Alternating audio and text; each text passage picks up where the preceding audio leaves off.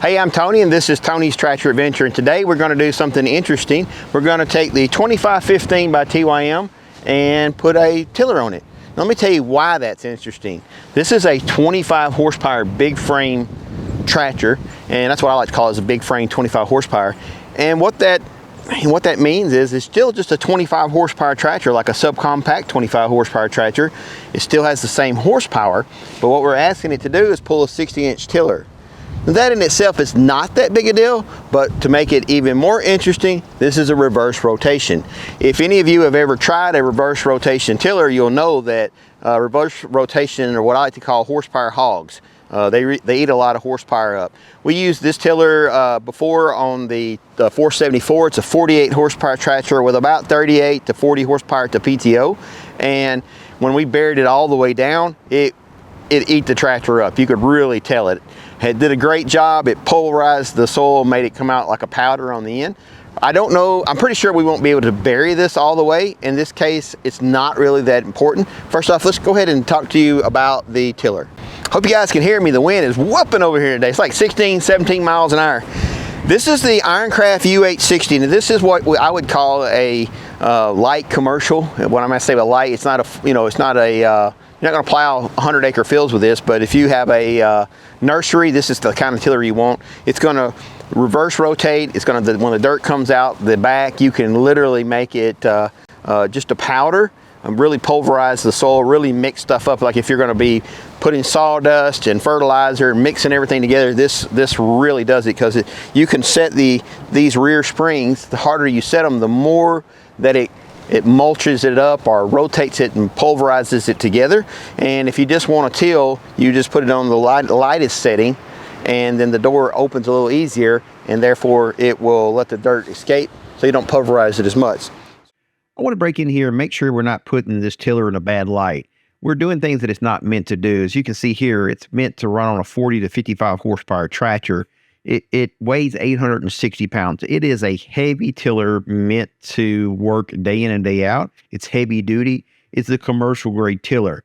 It's not meant to be run behind the 25 horsepower tractor, but for this video purpose, I wanted to do it just to see if the tractor could handle it. So this is our garden, and last year we used the 2515 with a double bottom breaking plow, and we fertilized this and then rotated it over on top of it. So this has been turned over about 6 to 8 inches turned over. This will be its third garden season. However, this is really not great soil. We put about probably about 40 pounds of fertilizer on this, 12-12-12. And we're going to go ahead and till it again today. And before we plant corn, we'll go ahead and put a lot more fertilizer on it. Heavy on the nitrogen, because corn loves nitrogen. So what I'm going to do is I'm going to take my first pass up through here. I'm going to set it, at a moderate depth, and then I want you to just kind of follow the back of the tiller so they can really see what's coming out. I mean, you can, do your magic, but still, really show them what it looks like. And I'll talk to them while I'm doing it so they can hear the what the engine sounds like, and if it's bogging down. I'll kind of talk them through that. I think it's going to do all right. This thing's got good low end torque. For a inexpensive tractor, this has got a lot of good features. It's got cruise control, and I'm going to use that. I'm going to go very slow because of the fact of the low horsepower, but it also has automatic PTO. And what the automatic PTO is, I turned it on automatic. So now when I lower I'll go ahead and do it. I'm just going to lower the PTO, and as soon as I get it down to a certain level, there it went. The PTO started spinning automatically. When I raise it up, it shuts off automatically.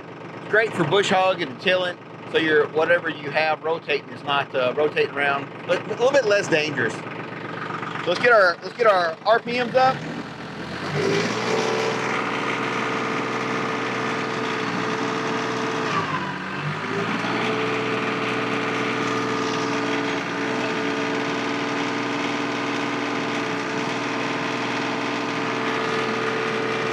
Alright, we're rotating.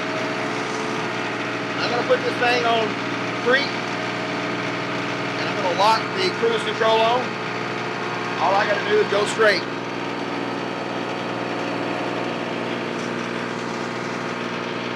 Honestly, I think I'd go a little faster here, but Actually got into submerged soil over there.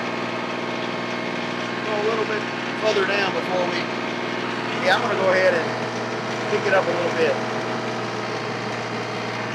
Oh yeah, I can hear the engine change.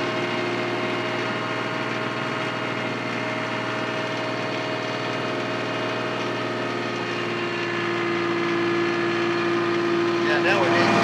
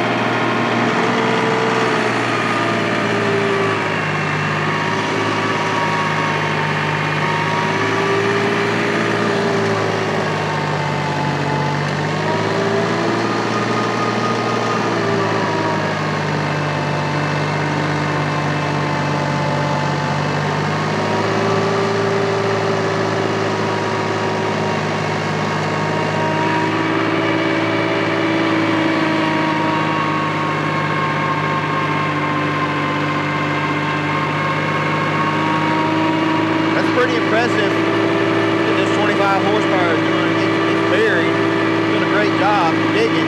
I just can't go fast. But the cruise control compensates for that, makes it really easy.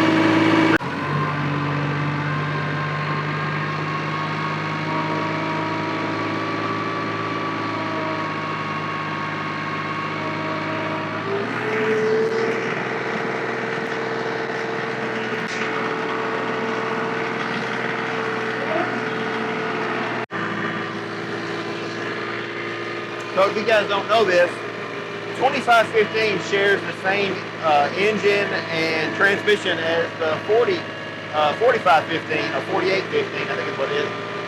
So this is basically a much heavier built tractor, but what I'm saying is it's hardly, basically don't have the horsepower to actually hardly damage the tractor. So you can really lug it out on stuff like this.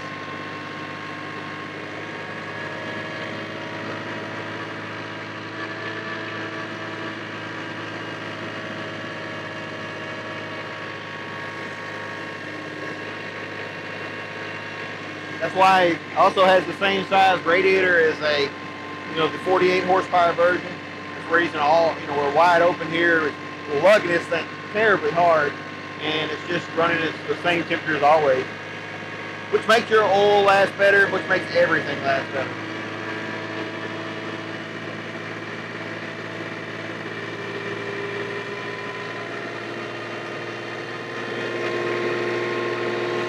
So I just got this cruise control set. I don't even have to put my foot on the, pedal or anything. Guys, I hope you can hear me because the wind is really blowing. Okay, I just learned something. I just never thought about it. This particular tiller, the gearbox is over here on this side and it digs a ditch. And I notice when I always go with this side to the last tilt, it makes a smooth edge and doesn't have the ditch. So what I'm going to do is go down and turn around, and I'm going to till back and forth this way. Just keep continually going from north to south, and that'll always keep this gearbox on this side and carry that ditch or that little trench that it's digging all the way down with me. So yeah, just now, I don't have a lot of hours on this particular tiller, so my forward rotation tiller didn't do that. It was pretty. You could tell the gearbox is over on that side, but it was, it didn't dig that trench. I've got the leg all the way up. I wonder if maybe I need to possibly tilt the tiller back a little bit. Let's try that. Let's try that first. So I'll go ahead and tilt that back, maybe get that out of the ground, see if it continues the ditch.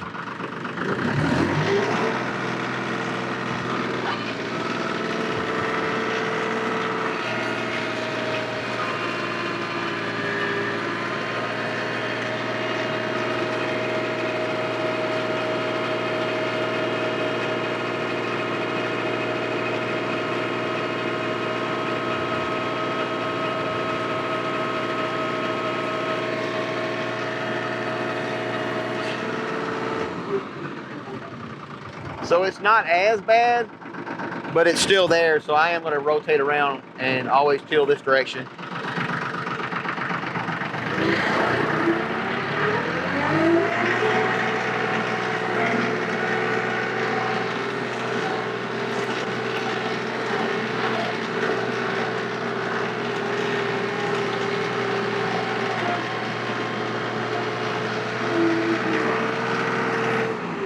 What I'm going to do is go ahead and overlap this a little bit so we wipe that ditch out and get that nice smooth garden.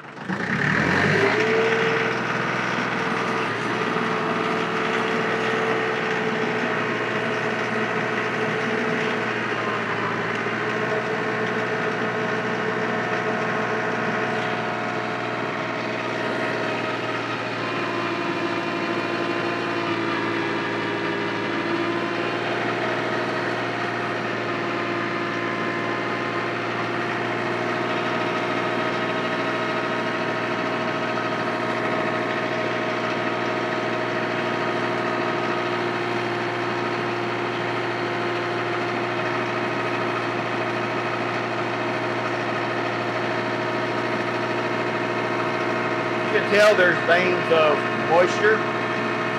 Right here is powdered. This is a little more cloddy. Nothing bad. Definitely plant in it.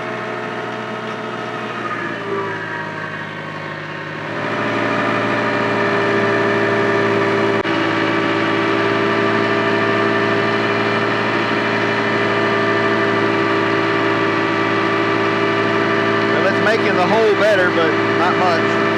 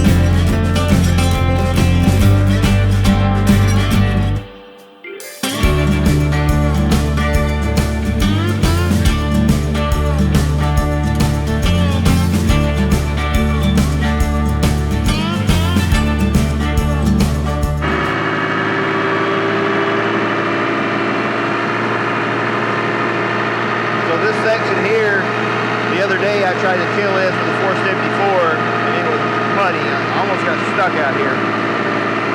This actually made a big mess. I think it's dry enough here to till. I don't think I'll be able to till the last two rows. The further you go down this hill, the wetter it gets.